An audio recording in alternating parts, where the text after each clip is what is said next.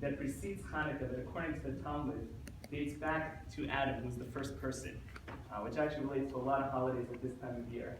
That in Jewish tradition, Adam was actually created on Rosh Hashanah, which is the Jewish New Year, which happens around September. So if you imagine following the calendar, through the fall, from the very first time, if you begin your life in September, that the days keep getting shorter and shorter. And then suddenly you reach the winter solstice, and you realize that if things continue like this, then the world is going to end up in darkness. So Adam prayed, and then suddenly, come around the corner, the days start getting longer again. So he created a celebration already from the time of the first person to celebrate that the world doesn't actually always end up in darkness. Which is why many traditions going back already have a holiday that they call a festival of lights, a celebration of lights. And that dovetails into what ends up being the Hanukkah celebration in the following way. The history of Hanukkah, which is a long history, but I'll give you the very short version, is after Alexander the Great's empire was split up, his empire was split up into different parts of the Greek Empire. The area that was Israel fell under what was called the Seleucid Empire, also known as the Syrian Greeks. And it was ruled by several kings. At the time of Hanukkah, there was a man named Antiochus IV.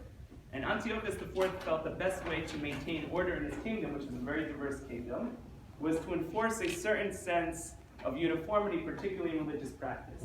And therefore, he wanted to at least curtail certain minority religions that he thought could one day perhaps rebel against them. Particularly when it came to Judaism, which was existing in Israel at the time, he issued 3 different decrees. The first is the outlawed circumcision. The second, the outlawed Torah study, that you actually couldn't study the Bible. And the third was they had to actually keep an idol in their temple, which was a Greek idol, to actually, recognize the supremacy, of the Greek religion. A lot of Jews just went along with it. They kind of figured, okay, we could be Greeks, but there was some that were actually very upset about it, particularly a group of priests that was led by a man named Matityahu, translates into Matthew, and his 5 sons, who led a bit of a guerrilla war. And they managed to actually kick out the entire Syrian Greek army out of Israel, at least for a couple of decades till they came back later, but at least for that brief respite of about maybe 70 years, was worth a celebration.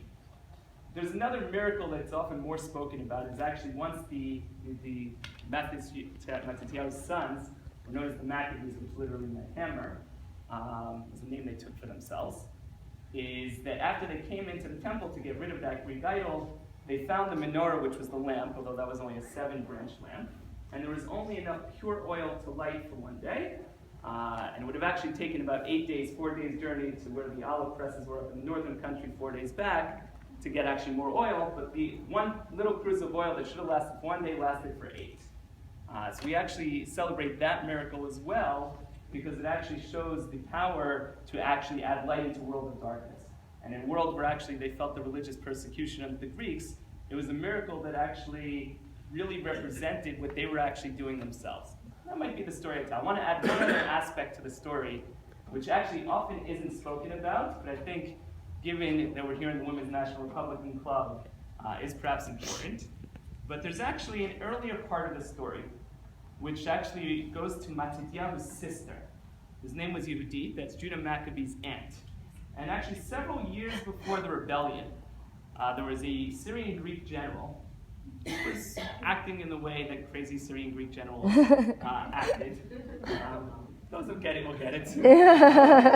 And she decided to feed him a warm glass of milk, which made him a little tired, and she killed him.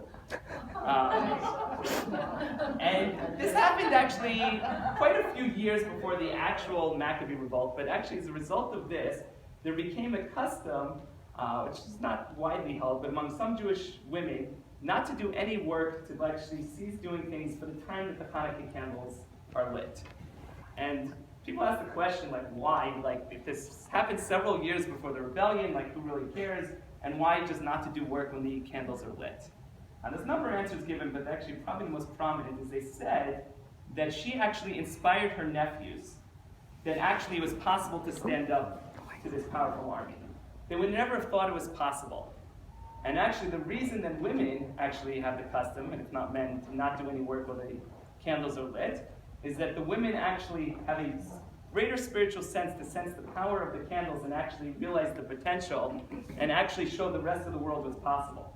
And then men wouldn't actually not act if women actually wouldn't show them the way. So I could say that here.